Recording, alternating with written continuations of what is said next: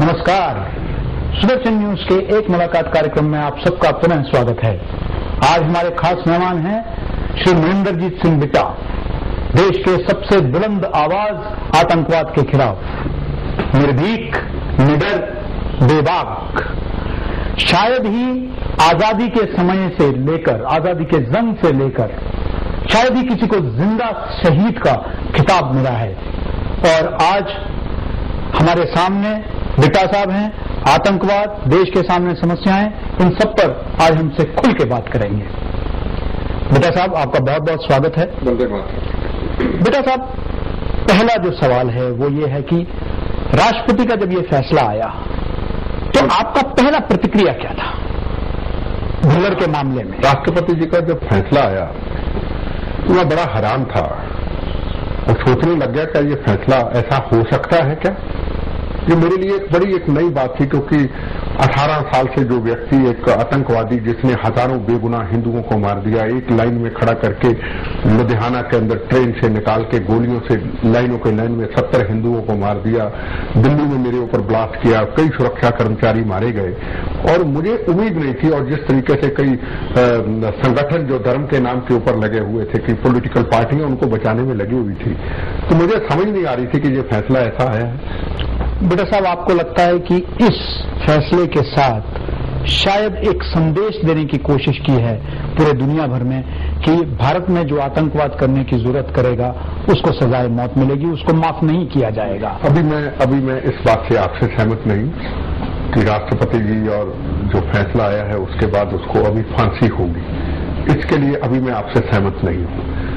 अब जो चेहरे थे बड़ी बड़ी पॉलिटिकल पार्टियों के, कोई आतंकवाद का नाम देता था, कोई सेकुलरिज्म का नारा देता था, कोई अमन शांति का नारा, उनके सबके चेहरे लोगों के सामने आ गए जब सब पॉलिटिकल पार्टियां और बड़े बड़े धर्म के ठेकेदार, इतने बम ब्लास्ट करने वाले, बेगुनाहों का खून करने वाले, गुरु महाराज की, गुरु तेग बहादुर जिनको हिंद की चादर कहा जाता था, जिन्होंने कश्मीरी पंडित मजलूमों की रक्षा के लिए, गुरु गोविंद सिंह महाराज जिन्होंने अपने छोटे 4 साहिबजादों को मजलूमों की रक्षा के लिए, हिंदू समाज की रक्षा के लिए उनको कुर्बान कर दिया, क्या उनके असूल जो थे उनकी मर्यादा से उलट चल के क्या ऐसे बेगुनाहों के खून करेंगे और उनके लिए ऐसे धार्मिक संस्थाएं और पॉलिटिकल पार्टियां एक हो जाएंगी? ये मैं अपनी जिंदगी में कभी नहीं सोचा था कि धार्मिक पार्टियां तो खड़ी हों, धर्म के ठेकेदार तो खड़े हों, राजनीतिक पार्टियां खड़ी हो जाएंगी और एमएस बिट्टा सड़क पे अकेला रह जाएगा आतंकवाद के मुद्दे पे। आज कोई करप्शन का नारा देता है, आज किसी और मुद्दे का नारा देता है। अरे करप्शन से भी बड़ा मुद्दा आज आतंकवाद है। कौन सी ऐसी जगह नहीं है जहां हमला नहीं होता है और उसके बावजूद भी पॉलिटिकल पार्टियां सोचेंगी अगर अफजल को फांसी होती तो मुस्लिम वोट टूट जाएगा, अगर देवेंद्र पाल भुल्लर को फांसी होती, जितने हजारों बेगुनाहों को मार दिया, उसको फांसी होती तो सिख वोट टूट जाएगा। ये एक बहुत बड़ा प्रश्न हमारे लिए आया कि इतनी पार्टियां, इतने संगठन इकट्ठे हो गए और इतना राष्ट्रपति जी और सुप्रीम कोर्ट के ऊपर इतना प्रेशर डालेंगे, ये मैं अपनी लाइफ में कभी सोचा नहीं था और ना ही आगे कभी सोच पाऊंगा। बिट्टा साहब, आपके बादल परिवार के साथ बड़े अच्छे संबंध रहे हैं, लेकिन क्या आपको झटका लगा जब अकाली दल की तरफ से एक डिमांड किया गया? मैं एक बात कहूं कि जहां तक पंजाब सरकार का सवाल है, अब इसकी शुरुआत हुई हमारी पार्टी के कांग्रेस के एजेंट परमजीत सिंह सरना, जहां पार्लियामेंट के अंदर इतना बड़ा अटैक हुआ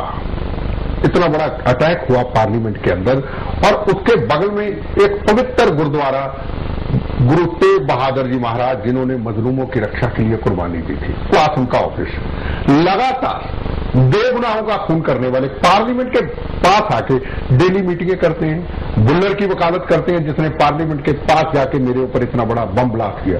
ये पार्लियामेंट, ये रायसीना रोड, 2 कदम पे आग लगाई उसने।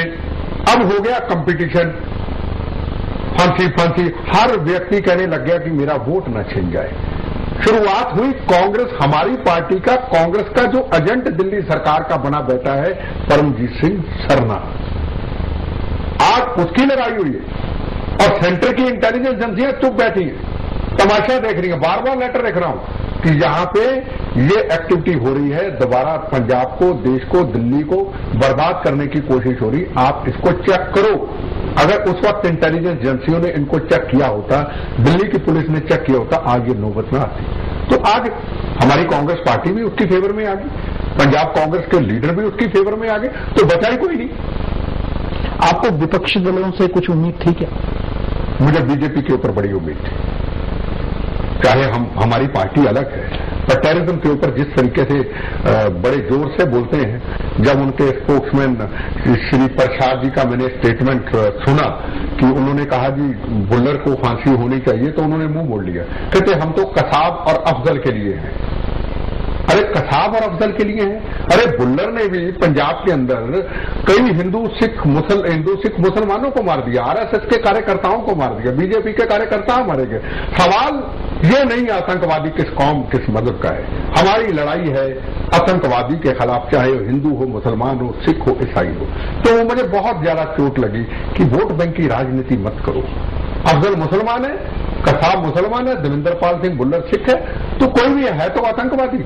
उसमें ये आप क्यों देख रहे हो कि आपकी पंजाब में कोलिशन सरकार है? अगर आप इस तरीके से, जिस तरीके से मेरी पार्टी के लोग वोट बैंक की राजनीति करते हैं, आप भी अगर ऐसे करोगे तो देश को बचाएगा कौन?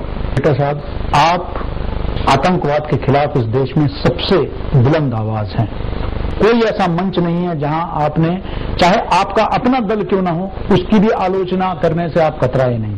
लेकिन इस बार जिस तरीके का प्रतिक्रियाएं सभी दलों से हुई, आप इतने मायूस हो गए हैं कि सुनने में यहां तक आया कि आपने इच्छा मृत्यु की भी एक तरह से आपने कहा। नहीं, मैं इच्छा मृत्यु अब नहीं, मैंने 2 साल पहले मांगी थी। मैं किसी ऑर्गेनाइजेशन को मरण उपरांत, अपनी जीते जी तो नहीं, मरण उपरांत बॉडी को डोनेट किया था। जो मैं सेंटर की इंटेलिजेंस एजेंसियों का हाल देखा है काफी समय से, जिस तरीके से राजीव गांधी जी के ऊपर जब इतना खतरा था, इंदिरा गांधी जी की शहादत हो चुकी थी, उनकी 2 दिन के अंदर सुरक्षा विड्रा की और उनके ऊपर ब्लास्ट हो गया 1991 में। 1992 में मेरे ऊपर 45 किलो आरडीएक्स के साथ अमृतसर ब्लास्ट हुआ, जिसमें 35 लोग मारे गए, 90 के करीब जख्मी हुए। फिर 1993 के अंदर 9 मई 1993 में दिल्ली में मेरे ऊपर ब्लास्ट हुआ, मुझे सुरक्षा 15 दिन में मिली, 15 दिन में हटा ली गई। मैंने एक दिन कहा प्राइम मिनिस्टर साहब को, प्राइम मिनिस्टर साहब, मैंने मरण उपरांत अपनी बॉडी को डोनेट कर दिया है, तो क्या ऐसा हो सकता है कि मैं इच्छा मृत्यु चाहता हूं कि मुझे जल्दी अंगों को किसी गरीब आदमी को, जख्मी फौजियों को देने की मुझे इजाजत दे दीजिए। मुझे चिट्ठी को लिखा को 2 साल हो गए। आपको बेटा साहब कहीं लगता है आपने पार्टी के लिए अपनी एक तरह से जिंदगी दांव पर लगा दी? आप पार्टी के अग्रसर सिपाही रहे हैं, आप पार्टी में कैबिनेट मिनिस्टर रहे हैं, आप यूथ कांग्रेस के अध्यक्ष रहे हैं। देखो, आप एक जमाने में प्रधानमंत्री नरसिम्हा राव के जमाने में सबसे करीबी माने जाते थे उनके। आपके साथ पार्टी ने अन्याय किया है और आपको जो जगह मिलनी चाहिए, देखो वो नहीं मिली। मैं जगह लेने पार्टी में नहीं आया था। पहली बात तो आपको बताऊं, बचपन के अंदर जो आजादी की कांग्रेस से जो कहा पुरानी, देश को आजाद और नारे लगाने पर बात फेरी निकालने, भारत माँ के 4 सिपाही, हिंदू मुस्लिम सिख ईसाई, भारत एक धर्म ने, वो नारे लगाते हुए कांग्रेस का झंडा पकड़ के हम निकले थे। हमने इलेक्शन तब लड़ा जब आतंकवादियों ने कहा अगर बिट्टा इलेक्शन लड़ेगा तो इसको बम्बों से उड़ा देंगे, जो वोट डालने जाएगा बिट्टा को हाथ काट देंगे। हमने चैलेंज को कबूल करके इलेक्शन लड़ा, उसके बाद बम चले, हमने अमन शांति दिया और हम यूथ कांग्रेस में पूरे देश के अंदर टेररिज्म के खिलाफ प्रचार करते रहे। हमें वो शौक नहीं था। हमें सोनिया गांधी जी को एक ही कहा कि सोनिया जी हमें कुछ नहीं चाहिए, हमें जहां टेररिस्ट विक्टिम है, असम है, नागालैंड है, जहां टेररिज्म जम्मू कश्मीर है, हमें वो दे दीजिए, हमें तो मरना है, हम कम से कम परिवारों की मदद तो करें। बेटा साहब, कई तरफ से ये डिमांड आ रही है, मांग आ रही है कि देश में एक एंटी टेरर लॉ की जरूरत है।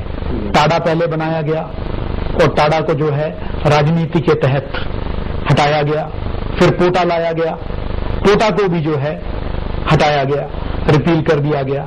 आपको लगता है कि जिस देश में आतंकवाद एक बहुत बड़ी समस्या है, इसका अपना एक एंटी टेरर लॉ होना चाहिए, या वही अनलॉफुल एक्टिविटीज के तहत जिस तरीके से अभी चल रहा है उसी तरीके से चलता रहे?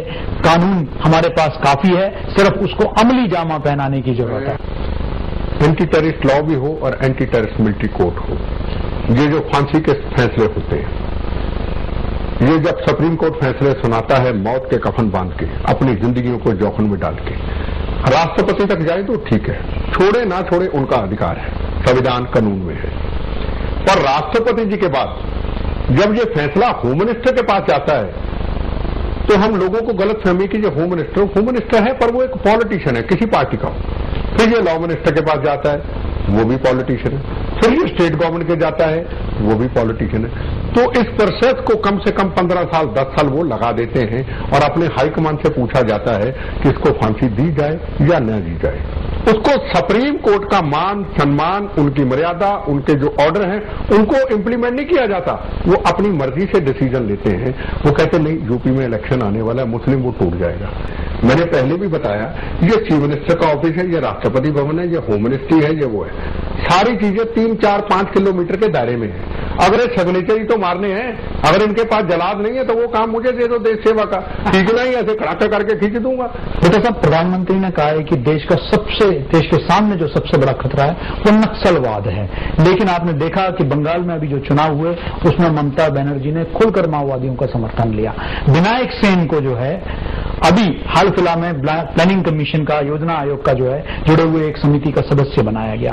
आपको लगता है इससे जो है जो डबल स्टैंडर्ड है, जहां जहां फायदा हो रहा है उनसे, ये यही नहीं कि सिर्फ कांग्रेस पार्टी ने ये किया है, अलग अलग प्रदेशों में आरोप नीतीश पर भी है कि उन्होंने बिहार के चुनाव के दौरान जो है माओवादियों पर सहानुभूति जो है जताई। तो आपको लगता है कि इससे जो है ये जो जंग है कमजोर हो जाता है? नहीं, मैं एक दो चीजें हैं, नक्सलवाद और आतंकवाद है, वो भी आतंकवाद। नक्सलवाद हमारे देश के अंदर है, दूसरा आतंकवाद पाकिस्तान ISI का है, बाहर के देशों का है। इस नक्सलवाद को नजिटने के लिए ईमानदारी के साथ सरकारों को बाहर अच्छा रोल होना चाहिए और हो सकता है नक्सलवाद उसमें समाप्त भी हो जाए। पर जिन नक्सलवादियों ने हमारे सुरक्षा जवानों को शहीद किया है उनको फांसी के फंदे पे जरूर लटकाना चाहिए।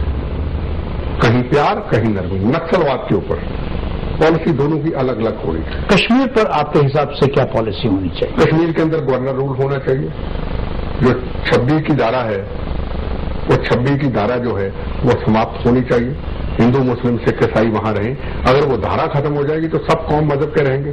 अब तो 4 जो लोग हैं पाकिस्तान के इशारों के ऊपर कश्मीर के ऊपर कब्जा जमाए बैठे। आपने कई बार कहा है कि इजराइल की तरह ऑपरेशंस भारत को भी कैरी आउट करना चाहिए आतंकवाद के खिलाफ।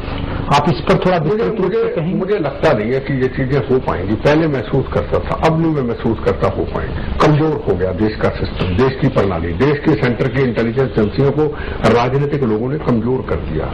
बेटा साहब, इस पूरे चर्चा के दौरान आतंकवाद के विषय पर आपने जो एक चित्र, एक तस्वीर बनाई है वो बड़ा मायूस कर देने वाली है।